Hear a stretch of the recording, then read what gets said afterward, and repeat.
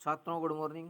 आज हम आपको कक्षा 8 में चौथा पाठ धातु और धातुओं के गुणों के बारे में अध्ययन करा रहे हैं। कल हमने धातु और अधातु के बारे में पढ़ा कि धातु क्या है और अधातु क्या है। तो धातुएं क्या हैं? वे पदार्थ जिनमें चमकता आग जो चमकदार होते हैं, आघात वर्धनी होते हैं, तन्य होते हैं, ध्वनिक होते हैं और विद्युत और ऊष्मा के सुचालक होते हैं, वो धातु कहलाते हैं। लोहा, तांबा, एल्युमिनियम आदि। दूसरे पदार्थ जिनमें यानी जो मलिन होते हैं, चमकदार नहीं होते हैं और नरम होते हैं, आघात वर्धनी नहीं होते हैं, विद्युत ऊष्मा के कुचालक होते हैं और तन्य नहीं होते हैं, उन्हें हम क्या कहते हैं? अधातु कहते हैं। लकड़ी है, प्लास्टिक है आदि। अब अपना आगे से देखिए, आगे क्या है अपना। कल के बाद से हमने देखा इसके जो अब आ रहे हैं भौतिक गुण। क्या देख रहे हैं हम? धातुओं के अधातुओं के भौतिक गुणों का हम यहाँ पे अध्ययन कर रहे हैं। तो इसमें हमने देखा कि लोहे की कील और एल्युमिनियम के तार को पीसने पर उनका आकार परिवर्तित हो गया। कल हमने एक सारणी में कुछ पदार्थ लिए थे। उन पदार्थों को पीटने पर हमने उसमें हुए परिवर्तन को देखा था कि उनमें तो इसमें दिया गया लोहे की कील और एल्युमिनियम के तार, इनको दोनों को यदि पीटते हैं तो इसमें कोई परिवर्तन होता है या नहीं होता है। तो हमने देखा इनको पीटने पर ये तार चपटे हो जाते हैं। क्या हो जाती है? कील भी चपटी हो जाती है और जो एल्युमिनियम का तार होता है वो भी कैसे होता है? चपटा हो जाती है, शीट में परिवर्तित हो गए एक तरह से। यदि उन्हें अधिक सख्ती से पीटा जाए तो उन्हें शीट में परिवर्तित किया जा सकता है। अभी हमने उनको पीटा तो हल्के चपटे हो गए, लेकिन और अधिक उनको प्रहार से सख्ती से पीटा जाए तो इसमें कोई और परिवर्तन हो सकता है? हाँ, बिल्कुल हो सकता है। और हम इनको पतली चद्दर के रूप में परिवर्तित कर सकते हैं। और धातुओं के इन्हीं गुणों के कारण एल्युमिनियम की और आपकी लोहे की जो शीटें हैं, शीट बनाई जाती हैं, चद्दर बनाई जाती है, टीन कहते हैं, टीनें बनाई जाती है आघात वर्णता के गुण के कारण। यानी इनको पीटने पर ये फैल जाती है और शीट में परिवर्तित हो जाती है। आप संभवतः मिठाई को सजाने के लिए उपयोग में, मिठाइयाँ जो बर्फ़ी आदि बनती हैं उनको सजाने के लिए उपयोग में लाए जाने वाले चांदी के वर्क से भी परिचित होंगे। ये चमकदार पदार्थ होता है और ये आपने देखा होगा जो आपकी मिठाइयाँ बनती हैं उन मिठाइयों पर इनको सजाने के लिए उन पर लगाया जाता है। बहुत बारीक होता है, पतला होता है। और देवी देवताओं की पूजा में भी आप हनुमान जी के ये इस प्रकार चमकदार सा एक चांदी का वर्क लगा हुआ आपने देखा होगा। बहुत ही बारीक या हल्का होता है। इसको आप हाथ से छुएंगे तो हमारे हाथ की इसकी परत है वो चिपक जाती है, अलग नहीं कर सकते। बहुत ही महीन पतली परत होती है। तो ये जो वर्क होते हैं ये धातु के हैं और धातु के इस पीटने के कारण पतले जो शीट बन गई, चद्दर बन गई पतली, उस पीटने के कारण इसको इतनी बारीक परत के रूप में परिवर्तित किया गया है। आप एल्युमिनियम की पन्नी पर्णिका द्वारा खाद्य सामग्री को लपेटने के लिए उपयोग में अवश्य ही परिचित होंगे। विवाह शादियों में हम रोटियों को गर्म रखने के लिए अब एक एल्युमिनियम की पन्नियाँ आती हैं बारीक सी, उसमें उन लपेट देते हैं। कुछ उनको बर्तनों को सजाने के लिए चारों साइड में उसकी एक सिल्वर की पतली शीट आती है, उनको लपेट दिया जाता है। ईंटों के लपेट देते हैं। आपके जो कुछ मिठाइयाँ बनाने के बर्तन होते हैं, बड़े पात्र होते हैं, जो परातियाँ होती हैं उनके चारों साइड में लपेट दिया जाता है। इस प्रकार उनमें भी हम इनको देखते हैं। ये जो पन्नी या पर्णिका है खाद्य सामग्री को लपेटने के लिए उपयोग में आते हैं और बर्तनों को भी अच्छी तरह सजाने के लिए भी इनका उपयोग किया जाता है। धातुओं का गुण जिसके कारण धातुओं का गुण जिसके कारण उन्हें पीट कर शीट में परिवर्तित किया जाता है। धातुओं का वह गुण जिसके कारण उनको पीट करके हम उसको शीट में परिवर्तित कर सकते हैं, यह गुण क्या कहलाता है? आघात वर्धनीयता कहलाता है। क्या कहलाता है ये गुण?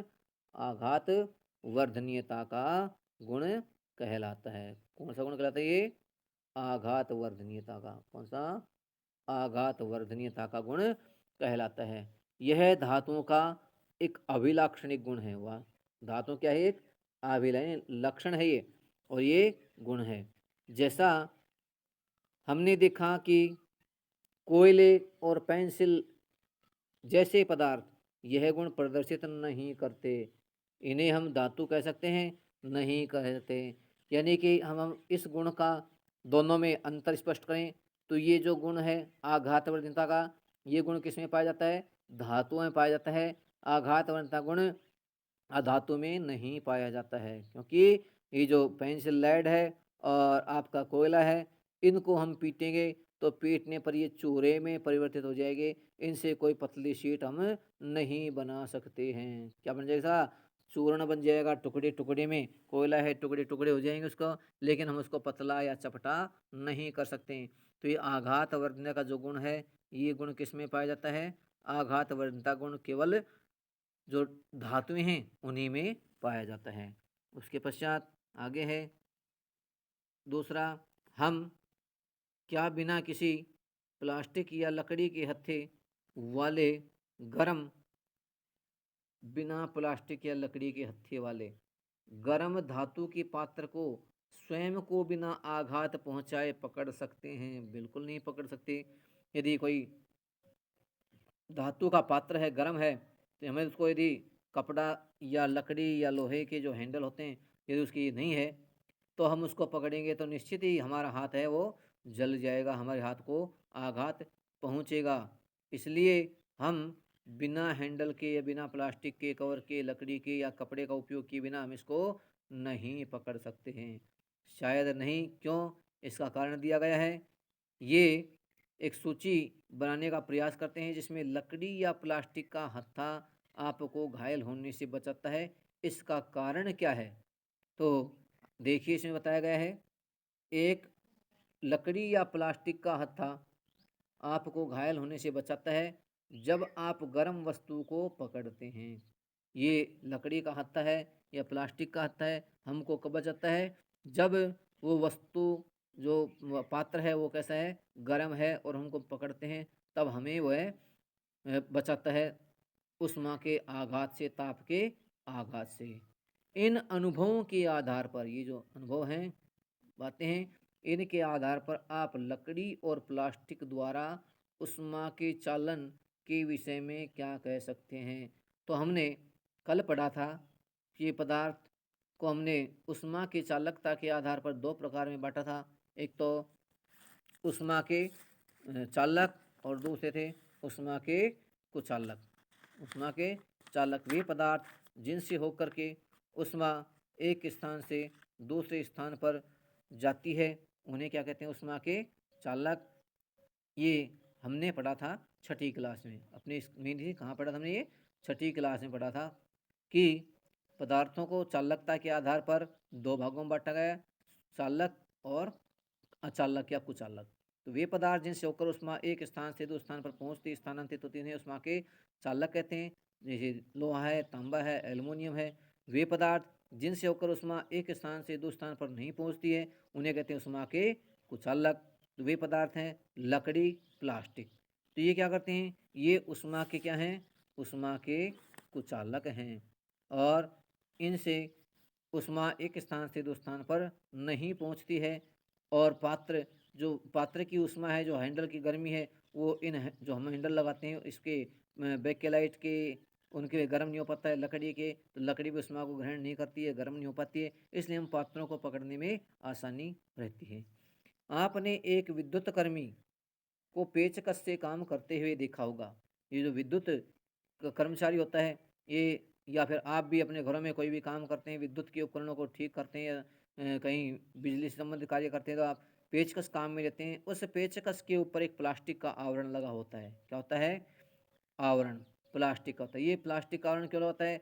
क्योंकि धातुएं हैं वो विद्युत की सुचालक होती है, और यदि हम सीधे ही उसको पकड़ेंगे तो विद्युत का करंट हमारे शरीर में प्रवेश करेगा और हमें विद्युत का झटका लग सकता है और कोई बड़ी दुर्घटना भी हो सकती है। इसलिए हमें विद्युत से संबंधित कार्य करने के लिए भी क्या करते हैं? हम हैं जो विद्युत के उपकरण होते हैं उस पर प्लास्टिक या लकड़ी का आवरण या कवर या हैंडल या लगा होता था, उससे पकड़ करके कार्य करते हैं ताकि हमें विद्युत के झटके से बचाव हो जाए या हमें करंट नहीं लगे। तो आप देखें उसका हत्था किस प्रकार का होता है, आइए जानें। तो ये हम आपको बता चुके हैं, उसका जो हत्था होता है किसका होता है, वो प्लास्टिक का आवरण चढ़ा होता है उस पर या फिर किसी लकड़ी का लगा होता है उस पर, और ये विद्युत के कुचालक होते हैं। किस कहते हैं, विद्युत के कुचालक। इस कुचालक को समझने के लिए अपने यहाँ अगले पेज पर एक गतिविधि दी है, गतिविधि 4.2। देखिए उसमें क्या है, याद करिए कि किसी वस्तु, क्या याद करना है कि किसी वस्तु में विद्युत का प्रवाह होता है या नहीं, यह परीक्षण करने के लिए विद्युत परिपथ कैसे बनाया जाता है। हमें यह जांचना है कि कोई पदार्थ या वह ऊष्मा का सुचालक है या कुचालक है। तो ऊष्मा के कुचालक के लिए हमने ना विद्युत के कुचालक के लिए हमने पिछले अध्याय में एक गतिविधि पढ़ी थी, जिसमें थर्मोप्लास्टिक ऊष्मा का प्रश्न था अपना। थर्मोप्लास्टिक ऊष्मा का ना थर्मोप्लास्टिक विद्युत का कुचालक होता है, एक क्रियाकलाप द्वारा समझाइए। तो उसमें हमने क्रियाकलाप में यह देखा था, जिस प्रकार ये प्रक्रिया है, एक सेल के एक सिरे को बल्ब से जोड़ रखा है और जो दूसरा सिरा है उसको किससे जोड़ रखा है, दूसरे सिरे को एक कील के माध्यम से जोड़ रखा है, कील के दो से, कील का एक सिरा इधर है, कील का दूसरा सिरा यहाँ से तार जोड़े हुए हैं, दिख रहे तार जुड़े हैं।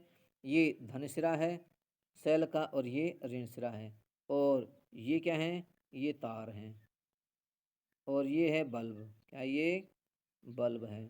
तब इस स्थिति में देखिए, जब ये तार एक धन टर्मिनल से एक ऋण टर्मिनल से बल्ब के जुड़ा हुआ है, धन टर्मिनल से आने वाले तार को कील के टुकड़े से जोड़ रखा है, कील से साबत कील के एक सिरे से बांध रखा है और उसके दूसरे से बांध रखा है, और इसको बल्ब से जोड़ा हुआ है। इस स्थिति में देखिए आप, बल्ब जल रहा है, इसका मतलब ये जो लोहे की कील है ये क्या है, विद्युत की सुचालक है, इसमें से विद्युत धारा प्रवाहित हो सकती है। यदि यहाँ पर एक प्लास्टिक का टुकड़ा लगा दिया जाए, क्या लगा दिया इस पर, एक प्लास्टिक का टुकड़ा, तो आप देखेंगे प्लास्टिक का टुकड़ा जोड़ने पर प्लास्टिक के एक सिरे पर हमने तार जोड़ दिया धन से आने वाला, और दूसरे पर ये जाने वाला दूसरा तार जो बल्ब के जोड़ रहा है उसको जोड़ दिया, बीच में लगा दिया हमने प्लास्टिक को। तो आप देखेंगे कि ये इसके अंदर से होकर के विद्युत धारा प्रवाहित नहीं होती है, जो हमारा बल्ब है वो नहीं जलता है। इस प्रकार हम कह सकते हैं कि धातुएं हैं वो विद्युत की सुचालक होती हैं, और जो अधातुएं हैं वो विद्युत की कुचालक होती हैं। तो ये परीक्षण करने के लिए बताया गया, ये जो परिपथ बनाया गया विद्युत परिपथ, ये क्या है, ये वस्तु में विद्युत का प्रवाह होता है या नहीं, यह परीक्षण करने के लिए परिपथ बनाया गया। घर में हमारे एक संपरीक्षित होता है जिसे टेस्टर कहते हैं, वो टेस्टर ये बताता है कि इसमें विद्युत धारा करंट आ रहा है या नहीं आ रहा है। उसमें आप एक सिरा जो उसका टेस्टर का होता है, जो लोहे की छड़ वाला सिरा होता है, वो आप उसको सॉकेट में लगाते हैं और दूसरे सिरे पर आप हाथ लगाते हैं, तो उसमें एक बल्ब सा, हल्का सा बल्ब जलता हुआ आपको दिखाई देता है। वो बल्ब जलना ये बताता है कि इस परिपथ में करंट प्रवाहित हो रहा है, विद्युत धारा प्रवाहित हो रही है, ये बताता है। कौन बताता है, वो आपका जो संपरीक्षित या जो टेस्टर होता है वो बताता है। टेस्टर में तो बहुत बारीक सा बल्ब होता है, उसको आप सॉकेट में लगाते हैं धन टर्मिनल वाले में, तो उसमें विद्युत धारा प्रवाहित होने पर वो हमें प्रदर्शित करता है, बल्ब जलने पर हमें पता लग जाता है कि इसमें विद्युत धारा प्रवाहित हो रही है, करंट आ रहा है। आगे है, विभिन्न वस्तुओं के साथ यह क्रियाकलाप किया गया। अब किसी क्रियाकलाप को सारणी 4.3 में दिए गए जो पदार्थ हैं उनके साथ दोहराना है और प्रेक्षण करना है, और इन पदार्थ में सुचालक और कुचालक इन दो रूपों में वर्गीकृत करना है, कौन सा पदार्थ सुचालक है और कौन सा कुचालक है। इस प्रकार अभी हमें देखना है, पदार्थों के नाम है लोहे की छड़ या कील। तो लोहे की छड़ या कील में विद्युत धारा प्रवाहित अभी हमने इस क्रियाकलाप में देखा, तो इसमें होती थी क्या है, ये सुचालक है। कैसी है ये, सुचालक। दूसरा है गंधक, गंधक क्या है, कुचालक, गंधक क्या है, कुचालक।